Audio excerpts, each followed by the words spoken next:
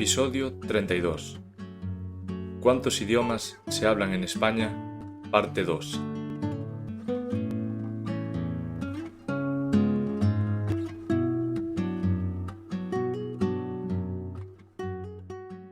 Hola a todos y a todas y bienvenidos a un nuevo episodio.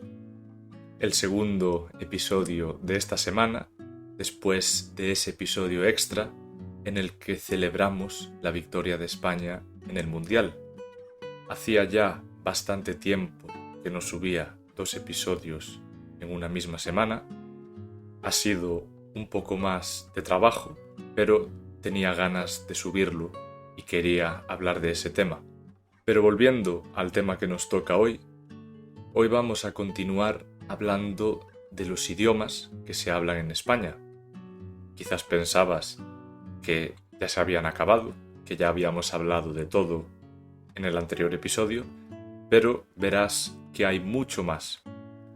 Antes de empezar, quiero aclarar una cosa rápida. En el episodio anterior hablamos del gallego, el catalán, el valenciano y el euskera. Las 4 lenguas tienen algo en común. Son lenguas oficiales. Su comunidad las recoge por ley y por eso están en la escuela, en los papeles del Estado y en la televisión. En cuanto a las lenguas de las que vamos a hablar hoy, algunas están protegidas de alguna manera, otras casi nada, pero ninguna es oficial. Esta es la única diferencia. No son lenguas peores ni más pequeñas, son lenguas que nadie ha reconocido, por lo menos todavía.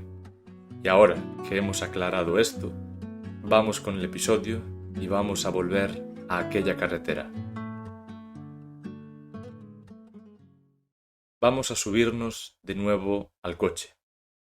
Como decíamos, en el episodio anterior recorrimos una carretera por el norte de España, pegada al mar, y fuimos leyendo cómo cambiaba en los carteles saída, irteera, sortida, que es como se dice salida en las distintas lenguas que se hablan en España. Aquella carretera nos enseñó las 4 lenguas oficiales del país, pero hoy vamos a hacer algo distinto. Hoy, en algún punto del camino, vamos a salir de esa autopista. Vamos a tomar un desvío. Un desvío es una salida hacia una carretera más pequeña y en este desvío la carretera se hace estrecha, empieza a subir, se mete entre las montañas y aquí ya no hay carteles en 2 idiomas. Aquí los carteles están solo en español o en castellano. Y sin embargo, si bajamos la ventanilla y escuchamos a la gente del pueblo hablar entre ellos, oiremos algo que no es exactamente castellano. Puede parecer castellano, las palabras son parecidas, pero distintas. Una manera de hablar que tiene nombre propio y que lleva aquí cientos de años. No está en los carteles, no está en la Constitución, no tiene una academia protegida por la ley, pero está vivo y en boca de la gente. Es decir, la gente habla en estos idiomas. Porque aquí hay una nueva paradoja. Recordemos que una paradoja es una idea que parece imposible, pero que es verdad. La semana pasada vimos lenguas que el Estado reconoce y protege. Hoy vamos a ver lenguas que se hablan igual, que son igual de reales, y a las que el Estado casi no reconoce o no reconoce todavía. Y la pregunta es, ¿por qué unas sí y otras no? Y la respuesta, otra vez, no es de idiomas, depende más del poder y depende también de la gente. Hay una idea muy repetida que conviene romper cuanto antes. Mucha gente piensa que existen las lenguas de verdad y por debajo los dialectos. Los dialectos son formas de hablar más pequeñas, más pobres, menos importantes. Es como si un dialecto fuera una lengua a medio hacer. Sigue siendo la misma lengua, pero con una o dos variaciones. Los lingüistas, que son las personas que estudian las lenguas, llevan mucho tiempo diciendo que esa línea no existe. Es decir, que no hay ninguna prueba científica que separe una lengua de un dialecto. La diferencia casi nunca está en la lengua misma, está principalmente en la historia. Hay una frase muy famosa que lo resume. Una lengua es un dialecto con un ejército detrás, es decir, llamamos lengua a la forma de hablar que tuvo un rey, un estado, una escuela y un ejército que obligaron a todos a usarla. Y llamamos dialecto muchas veces a lo que se quedó sin nada de eso. Por eso hoy no vamos a hablar de dialectos, vamos a hablar de lenguas que se perdieron o de lenguas que luchan para mantenerse vivas. Y aquí aparece otra palabra clave del episodio: minorizada. Cuidado porque se parece a otra palabra, pero no es la misma. Una lengua minoritaria es la lengua con pocos hablantes. Una lengua minorizada es una lengua a la que han empujado hacia abajo, a la que le han quitado espacio poco a poco hasta dejarla pequeña. No nació pequeña, la hicieron pequeña. No personas necesariamente, sino que también, en muchos casos, las circunstancias y la historia no favorecieron a estas lenguas. Y vamos a conocer 3 de ellas.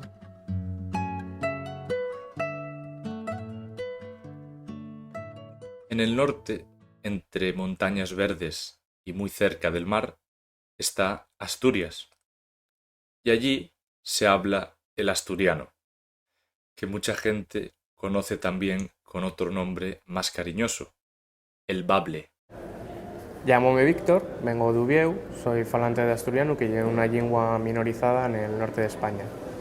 Agora mesmo o asturiano está nunha situación na que non é oficial e somos muchas personas que estamos traballando para que en un futuro lo sella. Posteriormente, en el año 1998, aprobóse una ley, conocida como la Ley de Uso y Promoción del Bable Asturiano, que regula un poco más el uso de la nuestra lengua y garantiza, en cierta forma, la su presencia en la educación y en los medios de comunicación, por ejemplo.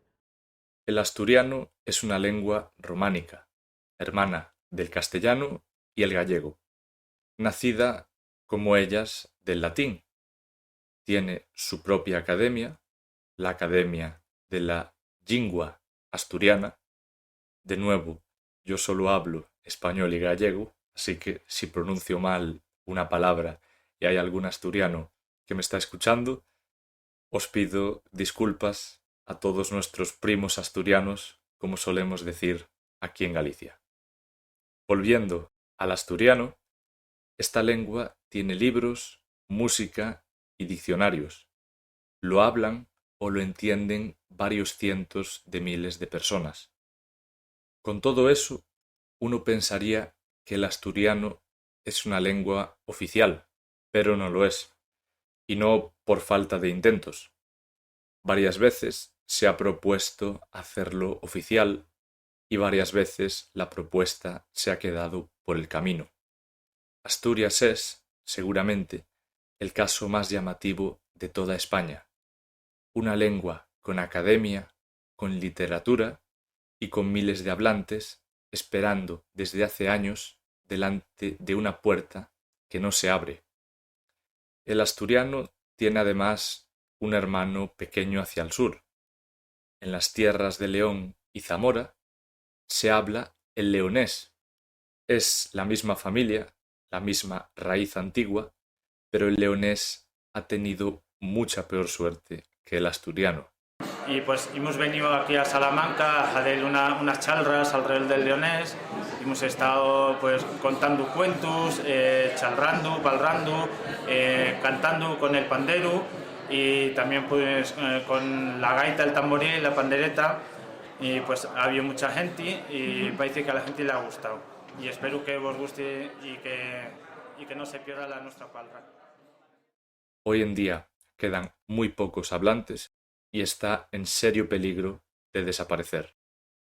Nos movemos ahora hacia el este, hacia los Pirineos, que son esas montañas altas que separan España de Francia, o a la península ibérica del resto de Europa. En sus valles más escondidos se habla, o mejor dicho, se hablaba, el aragonés. L'aragonès é una llengua que, igual que el castellano, que el català o que el galego, dimana del llatín. É una llengua per ixo romance, y dentro d'ixas perteneixe a las occitano-romances. Va tenir gran influencia també a l'interior del País Valencià, sobretot en lo que se denominan las comarcas churras. També va tenir... Mucha gente lo llama la fabla, que significa sencillamente el habla. El aragonés también nació del latín, hace más de 1000 años, más o menos cuando empezaba a formarse el viejo reino de Aragón. Un día se habló en buena parte del norte del país, pero hoy se ha ido encogiendo hasta quedarse en unos pocos valles, y son sobre todo las personas mayores quien lo mantienen. Esta es la lengua más frágil de todas de las que vamos a hablar hoy. Quedan solo unos miles de hablantes y cada año que pasa son incluso menos. El aragonés no es una lengua del pasado, pero corre el peligro de convertirse en una. Y aquí conviene pararse un momento en otra palabra: normalización.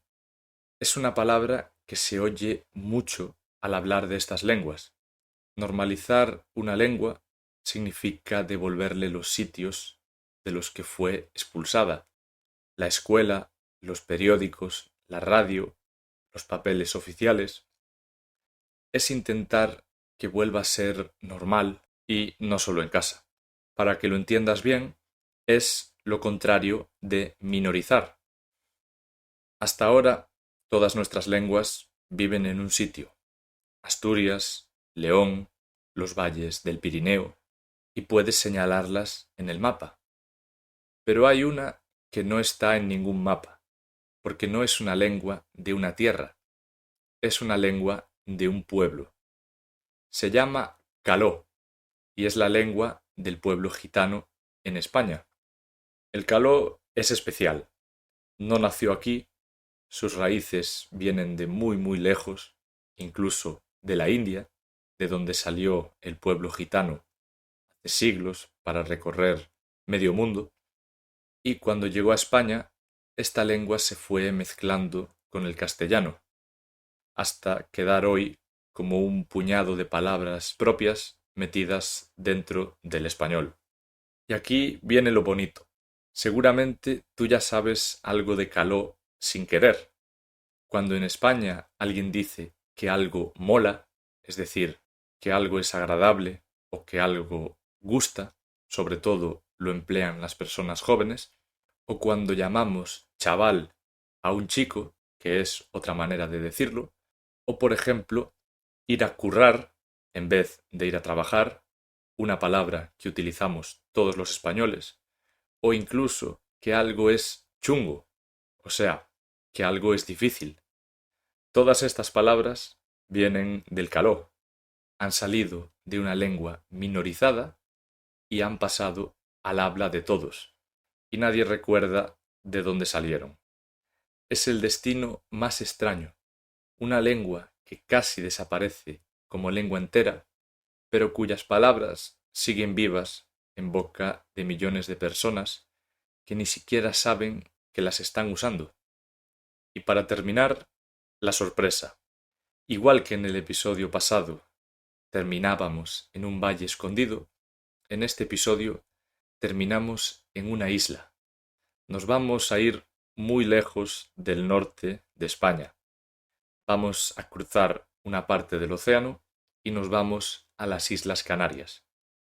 En una pequeña isla llamada La Gomera existe algo que no se parece a nada de lo que hemos visto hoy.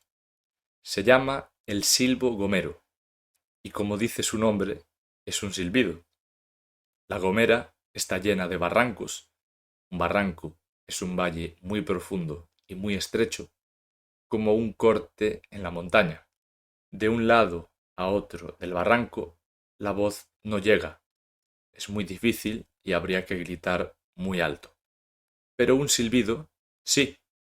Así que sus hablantes, hace mucho tiempo, aprendieron a hablar silbando o a convertir las palabras del español en silbidos que cruzan el aire de una montaña a otra.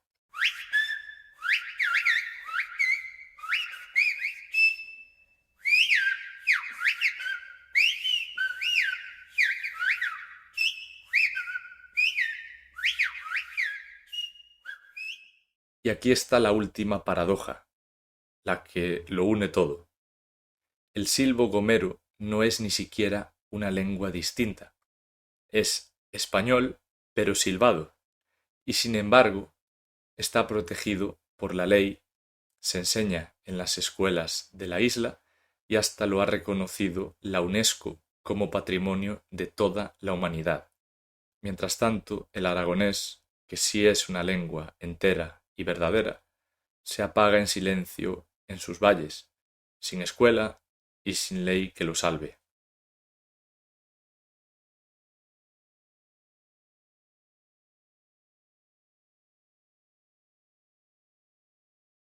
Vuelve por un momento a aquel desvío del principio, a la carretera estrecha que subía a la montaña, con sus carteles solo en castellano. Ahora ya sabemos por qué esos carteles estaban así. No porque allí no se hablara otra cosa, sino porque un día alguien decidió que aquella otra cosa no merecía estar escrita en un cartel. Estas lenguas sobrevivieron durante siglos, precisamente porque estaban escondidas, lejos de la carretera principal, arriba, en las montañas. El aislamiento las protegió, como las murallas protegen a una ciudad, pero ese mismo aislamiento se está terminando. Ahora llegan las carreteras, la televisión, el teléfono, y lo que las montañas guardaron durante 1000 años se está perdiendo en apenas 2 o 3 generaciones. Quizá por eso vale la pena nombrarlas, aunque sea una vez, en voz alta. El asturiano, el leonés, el aragonés, el caló, porque una lengua no muere el día que alguien la prohíbe, muere el día en el que alguien deja de hablarla o deja de decir su nombre.